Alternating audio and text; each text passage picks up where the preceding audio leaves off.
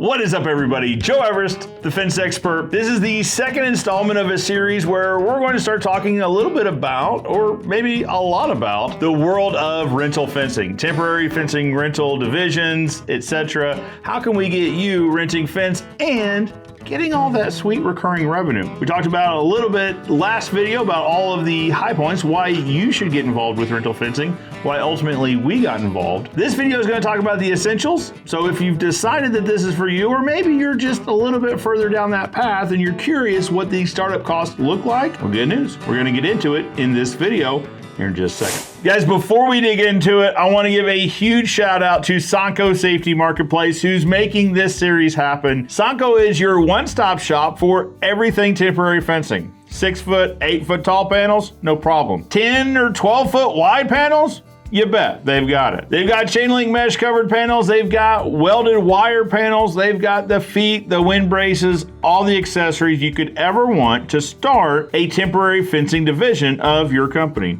Or, like we do, replenish stock over time. Thank you so much, Sanco, for making this possible. And also, Sanco's saying thank you to you for watching this channel by offering a discount code of JOE10 at checkout. There's a link below to the Sanco Marketplace. Enter JOE10 at checkout to save 10% off your next order.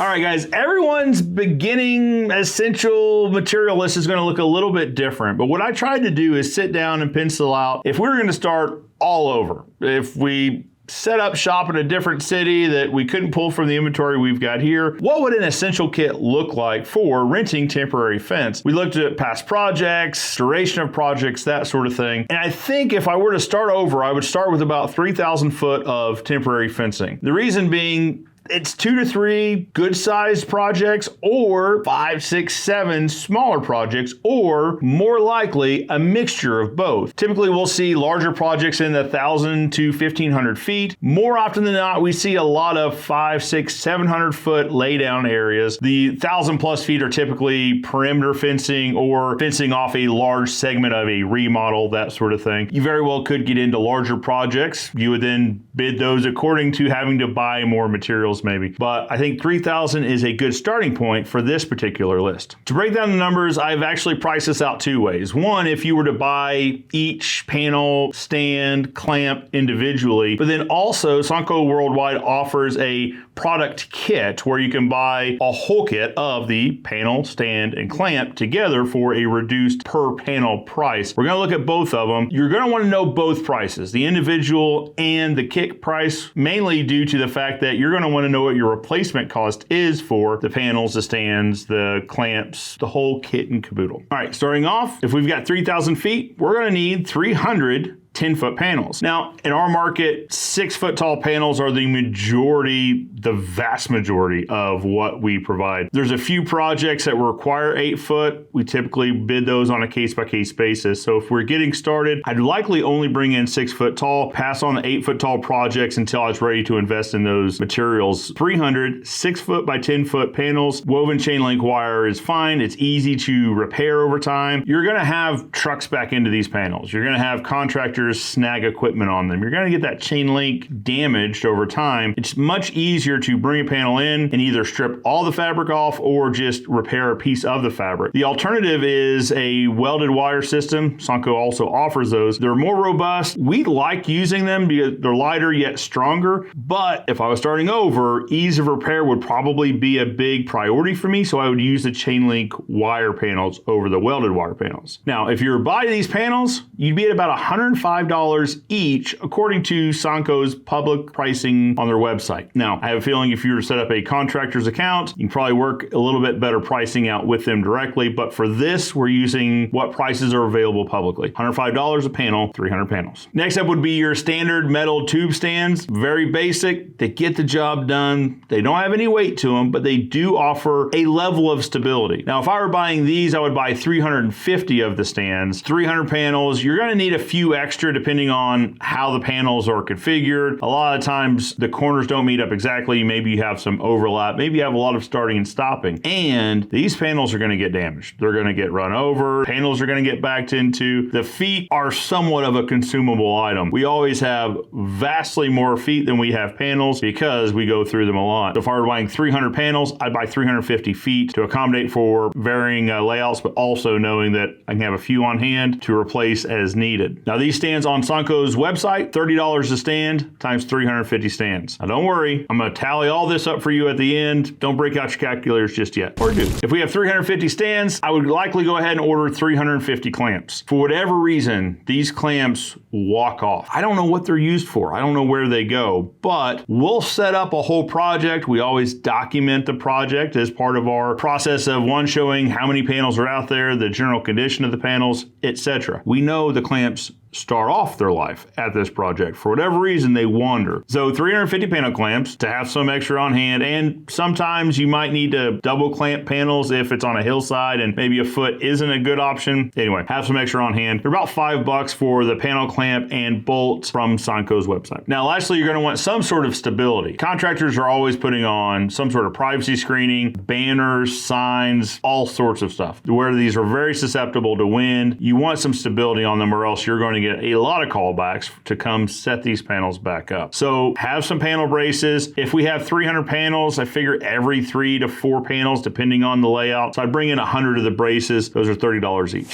All right, guys, if you're having trouble keeping up with your notes, or maybe the notes are hard to understand, absolutely no worries. Sunco has put together some downloadable content to go over this content as a whole. So a cheat sheet, if you will, or maybe like Cliff Notes versions of this topic. Check out the link in the description for the downloadable content.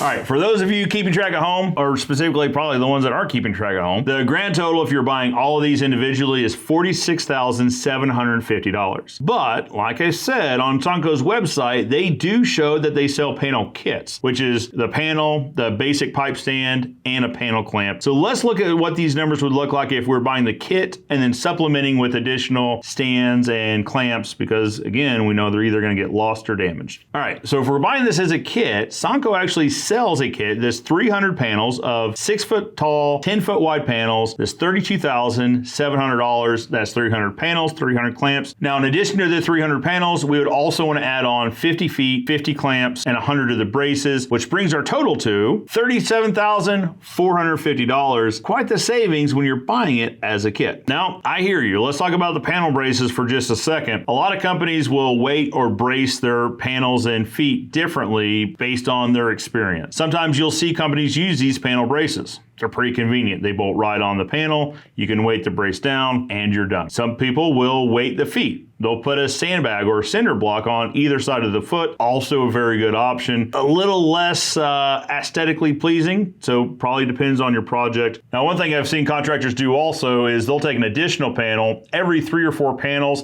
run it perpendicular, again, clamp it to the panels to give them additional support. A little bit expensive of an option, again, thinking that these panels are somewhere around $100 each. The panel braces are $30 each. Sandbags, cinder blocks are likely going to be less than that. But irregardless, figure out how you would want to weight or support your fence. For this example, we use the panel braces. They're convenient. They come in with the panels and the rest of your supplies. That's why we use it on this figure. Really, the only other thing you would need to figure out is gate situation. Now, I didn't include it in the figure. A lot of contractors will just use the temporary fence panels as also gates. They'll throw, standard gate hardware, clamp-on hardware on the outside of 2 panels. Maybe they'll put a clamp-on roller ground wheel on the inside where those panels meet. Now, all of a sudden, you've got a 20-foot opening. Sunco actually sells a gate kit that includes all of these things on their website. I didn't include it. You would want to have some of these on hand, but I figure a fence company probably already has clamp-on hardware and bolt-on ground wheels in stock. If you don't, you would want to add those to your list. Now, before we wrap up this video, let's talk about a couple upgrades you can look at. One is going to be weights that can actually be added to the bases. So Sanco offers a high visibility base that, one, weights the base, two, adds some high visibility to that base so that hopefully they're not run over as much. Some job sites, depending on what the job site is for or maybe who the customer is, will require some sort of high visibility on the panels themselves. Sometimes these feet meet that criteria. Not required. I don't know that I would have it on my initial purchase, but it's good to know that the option's out there. So to add these high vis anchor blocks adds about $21, but you would also need to back out whatever you added in for either panel braces. You could likely go ahead and delete those. Definitely delete the weight, whatever weight you're going to put on there, whether it's cinder blocks or sandbags. It's a pretty good option. It's one that we use here occasionally. Something to think about. The last option is more of a efficiency. It's not really a revenue driving item. It's an efficiency driving item, and that is the transport racks that Sanco sells. Now, you'll see more of these transport racks in subsequent videos. Sanco sent us one to show you guys. They're actually very handy. So they'll hold 30 panels, and these transport racks are actually stackable. So you can stack 60 6x10 or 6x12, either one, panels vertically, which means the laydown space that we're using shrinks dramatically for panels. Depending on the metric you're using, whether lineal foot or square foot of panels, it shrinks that down by stacking these things vertically. They're also fairly portable, so you can load them on a trailer with a forklift. You can move them around the job site with a skid steer. Keeps everything nice and compact. Also, one of the pain points of these panels is you really have to secure them. They like to slide on the trailer. So I've seen people take stakes and run them vertically through the panels. I've seen people belly wrap these panels kind of like a belt and then secure it to the side rails. I've seen lots of different ideas. These transport racks, one, can keep things very clean. You can stack them to increase your efficiency. It also makes it quite a bit easier to move them around. Now, the racks themselves add about $500. I would imagine you could order that at the same time as the panels, and the panels may come in the racks. I don't know. But I know we've received one. I think you guys like it. Stay tuned in a subsequent video. Like I said, they're about $500. I would seriously look at